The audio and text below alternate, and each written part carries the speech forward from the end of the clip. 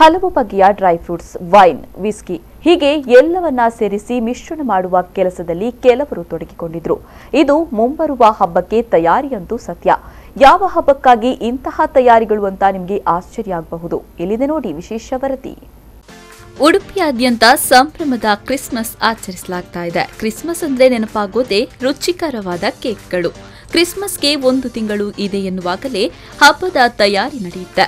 ಅದರಲ್ಲೂ ಕೇಕ್ಗಳನ್ನ ತಯಾರಿಸಲು ಹಣ್ಣುಗಳ ಮಿಶ್ರಣ ಕಾರ್ಯವಂತೂ ಪ್ರತಿಷ್ಠಿತ ಹೋಟೆಲ್ಗಳಲ್ಲಿ ನಡೆಯೋದುಂಟು. ಅಂತಹ ಒಂದು ತಯಾರಿ ಉಡುಪಿಯ ಲೆಗಾಡೋ ಹೋಟೆಲ್ನಲ್ಲಿ ನಡೆಸಿ ಗಮನ ಸೆಳೆದಿದ್ದಾರೆ.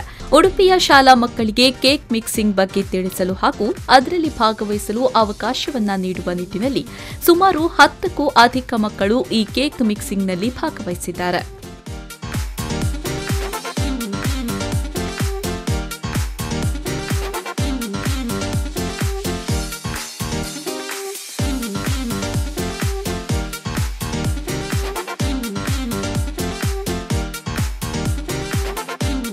ಈ ಹಣ್ಣುಗಳ ಮಿಶ್ರಣದಲ್ಲಿ ಸುಮಾರು 260ಕ್ಕೂ ಅಧಿಕ ಪಿಸ್ತಾ, ಬಾದಾಮ್, ದ್ರಾಕ್ಷಿ, ಗೋಡಂಬಿ ಮೊದಲಾದ ಒಣ ಹಣ್ಣುಗಳನ್ನು ಬಳಸಲಾಗಿದೆ.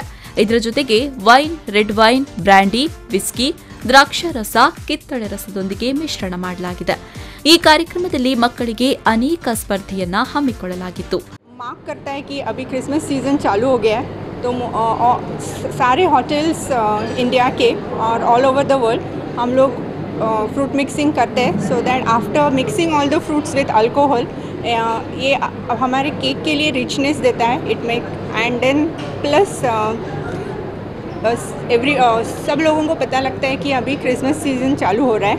तो हम लोग यहाँ इंस्टीट्यूट में इसलिए करते हैं क्योंकि हमारे बच्चों को पता होना चाहिए कि क्रिसमस सीज़न मतलब क्या होता है, और जब वो होटल इंडस्ट्री में जाएंगे तो उनको भी पता होना चाहिए कि थीम क्या होती है क्रिसमस मतलब, एंड वहाँ जाके आपको क्या क्या करना होता है.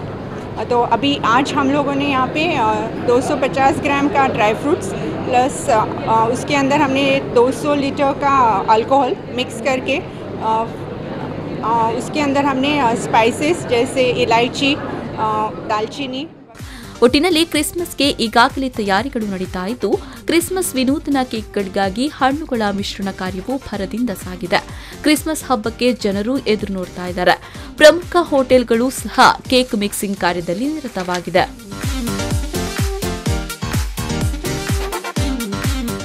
ಪಲ್ಲವಿ ಸಂತೋಷ್, ವಿ4 ನ್ಯೂಸ್ 24/7 ಉಡುಪಿ.